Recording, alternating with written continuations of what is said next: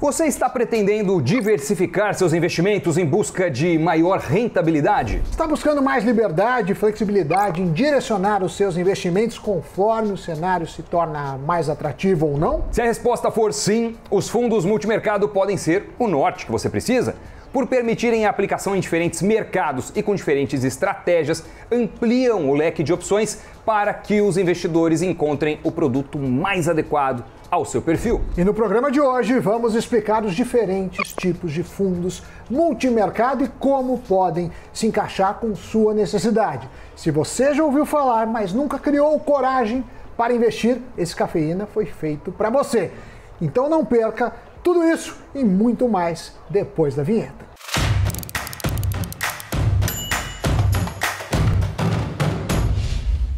Amiguinhos e amiguinhas, Doni, você sabe que dois caminhões estavam voando, um caiu e o outro não. Sabe o motivo? Porque um não caiu por quê? Porque no caminhão pipa, Carlos Alberto. Doni, você já foi na Eliana, no Ratinho, sim, no Danilo Gentili, sim, tem já pro passo repasso. Certo. Então acho que o próximo passo, inevitavelmente, será a Praça é Nossa! Já está treinado para espiar. Não, mas neste caso eu cedo meu pedaço no banco para a Samidana, que é o nosso pequeno Ari Toledo aqui da Berrini, não é? Olha só, sempre que os juros das aplicações de renda fixa caem e perdem atratividade, os fundos multimercado aparecem como uma alternativa mais interessante, atraente, rentável. Eles podem ser considerados como um passo à frente na escala de sofisticação dos investimentos. O motivo é que ao aplicar dinheiro em um fundo multimercado, você permite que o gestor adote uma variedade enorme de estratégias. Ele pode investir em ações, em moedas, em renda fixa, no exterior, até fazer alavancagem. E é justamente essa flexibilidade que é considerada uma das características mais interessantes dos mercados. E graças a isso, esse poder de investir em renda fixa, também em renda variável, diferentes percentuais, em diferentes ativos, em várias estratégias, há uma variedade enorme de fundos com rentabilidades muito dissonantes. Um mesmo ano, é possível que alguns tenham um retorno de 20%, 30%, enquanto outros da mesma categoria fiquem no negativo. A previsibilidade do rendimento, no caso de multimercados, é bem menor do que em fundos de renda fixa, programas que já fizemos. Isso aqui, por exemplo, olha o card, meninos. Bom, e depois do card, você também pode encontrar o link destes vídeos na descrição do vídeo aqui do YouTube, tá certo? Olha, hoje os músculos estão atrapalhando aí. A produção falou que tá dobrando a camiseta. Hoje nós vamos mostrar os diferentes tipos de multimercado e como escolher o melhor para o seu caso, tá? Nesse tipo de investimento, o gestor é o principal a ser analisado, porque é ele quem define qual estratégia vai ser utilizada e o fundo tem liberdade para fazer investimentos em praticamente todas as classes de ativos disponíveis. Esse é também um dos motivos dos fundos multimercado serem muito interessantes, muito, como que eu posso chamar isso, Samidana? Encantadores. Muito encantadores apetitosos. aos olhos de investidores sedutores, que têm um alto valor, um alto poder aquisitivo também, não só dos pequenos. O gestor consegue fazer uma alocação de acordo com o cenário econômico do momento.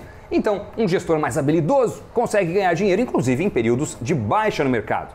Alguns conseguiram ganhar muito dinheiro nesse ano em plena pandemia, por exemplo. Outros levaram um fumo daqueles, Você está apostando no talento do gestor, depende o portfólio, obviamente, da característica dos acertos e você paga pelos erros dele.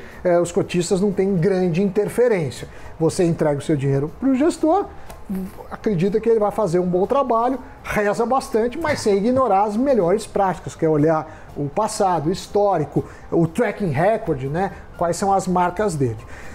Por demandar esse talento dos gestores, tem um peso isso. Os fundos multimercados cobram uma taxa de administração dos cotistas. Ela é um percentual, geralmente fixo, mais um percentual variável, que pode ser o que ultrapassar do Ibovespa, o que ultrapassar do CDI, por exemplo. Muito bem. Na escala de fundos, os de renda fixa são considerados aqueles mais conservadores. Os de ações, os mais arrojados. Os multimercado são um meio termo. Mas Como os fundos multimercado têm muito mais opções de estratégias, eles também têm uma variedade muito maior quando a gente analisa o risco de cada um deles e a expectativa de retorno. Alguns podem ser bastante conservadores, quase tanto quanto os fundos de renda fixa.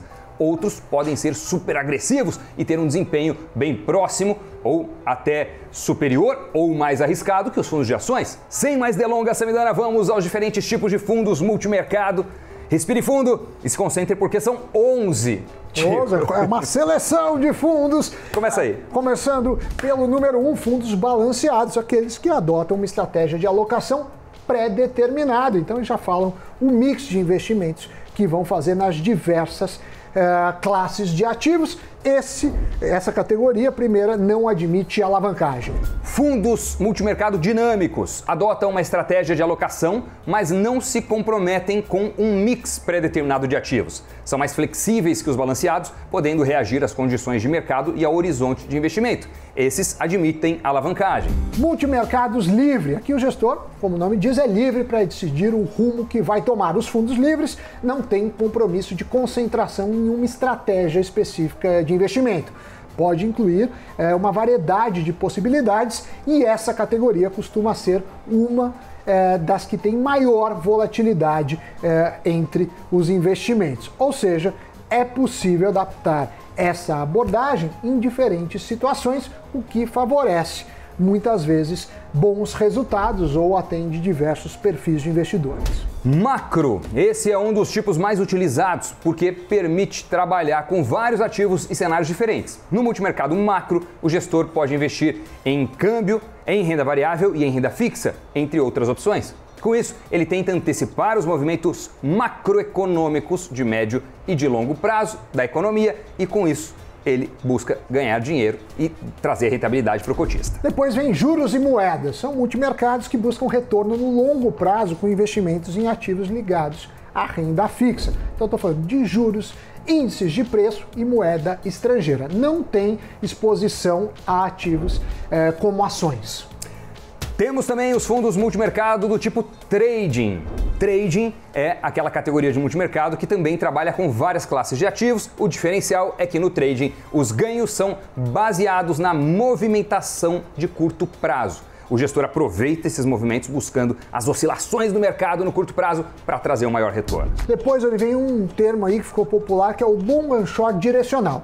Ele opera em renda variável de modo relativo. Para simplificar, ele aposta em duas frentes de mercado. A primeira, long, significa em compra. O gestor está comprado em ações ou moedas com as quais ele está otimista. A segunda parte, short, quer dizer apostar na baixa dos ativos, ou seja, ele está mais pessimista, opera vendido e acredita que tais ativos, ou alguns deles, vão desvalorizar. Quando um fundo long and short é direcional, ele está dando um peso maior em uma dessas direções. Se o gestor estiver otimista com o cenário macroeconômico, ele vai estar long. Se ele estiver pessimista, ele vai ficar vendido, vai ficar short. Long and short neutro é o próximo tipo de fundo multimercado. A dinâmica desse tipo de fundo é a mesma do anterior, o long and short direcional. A diferença é que o gestor vai ficar em uma posição neutra na balança entre as posições long, comprada, e short, vendida. Então essa é uma opção um pouco mais conservadora do que o direcional, onde existe uma aposta em um movimento, em uma direção. Porque não há a necessidade de acertar o peso da balança para um dos lados, nem long, nem short. Só a de acertar qual ativo vai ter um desempenho melhor do que outro. E uma observação importante dos fundos long and short é que as posições compradas e vendidas podem ser entre diferentes ativos, mas também entre empresas do mesmo setor.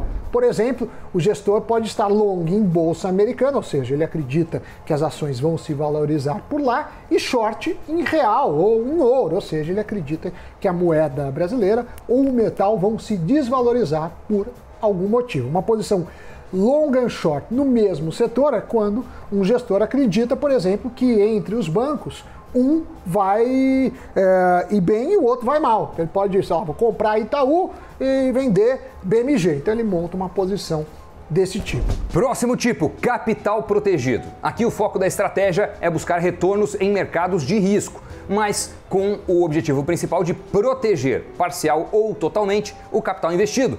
O intuito é evitar possíveis perdas e tranquilizar nesse sentido o investidor. Tem também o fundo multimercado de estratégia específica. Nesse caso, o gestor define uma estratégia em que ele vai atuar. Os tipos mais conhecidos são como investimentos de riscos bem definidos, tais como commodities ou futuros de índice, Doni. Tem ainda o tipo investimento no exterior. Como o nome diz, tem como foco ativos estrangeiros. A regra é ter pelo menos 40% do patrimônio do fundo aplicados fora do país. É uma das maiores categorias de fundos multimercado. Bom, como todo mundo viu, tem muitos tipos de fundos. Mas muitos.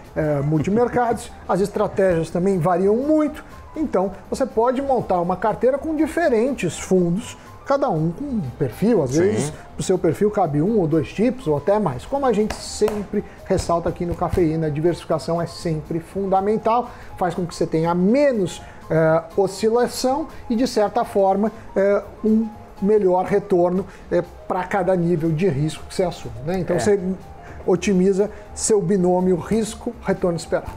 E para investir em fundos multimercado, é importante o quê? Que você tenha uma estratégia adequada à sua, por parte do fundo, e que você tenha um gestor também que tenha um bom desempenho, que tenha um histórico positivo de execução, que consiga gerenciar de forma adequada os ativos, o patrimônio dos cotistas, que você confie na estratégia dele, né? E também é preciso ter paciência. Não adianta tirar todo o seu dinheiro na primeira balançada que o fundo der, caso surja alguma turbulência, porque elas de fato podem surgir. Às vezes o fundo cai no curto prazo, mas na sequência a estrutura dá certo e o fundo ganha dinheiro. Enfim, nesse tipo de investimento você precisa pensar numa janela um pouco mais prolongada de investimento, não é algo de curtíssimo prazo, não é reserva de emergência, não é Tesouro Selic. Tá? Aqui tem que confiar um pouco na estratégia que você escolheu e que o gestor traçou. Muito bem, Doni. Falou bonito e com isso seguimos para o nosso Giro de Notícias.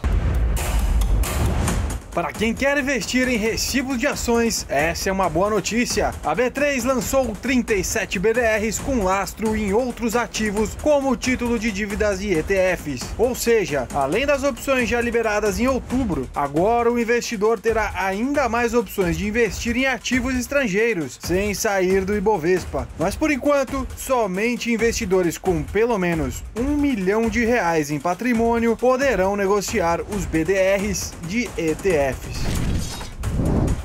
E o estado de São Paulo retrocedeu para a fase 3 amarela da quarentena, para assim controlar o avanço da Covid-19. Com isso, o comércio passou a ter regras mais rígidas de funcionamento, com horário de atendimento e capacidade reduzidos. A medida afeta a região onde se concentra a maior parte da população do estado, a Grande São Paulo. A regra tem validade até 4 de janeiro e será revista semanalmente. E a Via Varejo, que atingiu um novo recorde de vendas durante a Black Friday. Foram registrados R$3 bilhões, superando assim os 2,2 bilhões registrados no mesmo período do ano passado. A companhia, dona das Casas Bahia e Ponto Frio, viu suas vendas online crescerem 99% no ano, com participação de mais de 62% nas vendas totais. Após esse giro de notícias, Samidana, vamos ver o que aconteceu? Sim, fica de olho nele. Nele quem? No mercado financeiro, é hora de ver o fechamento.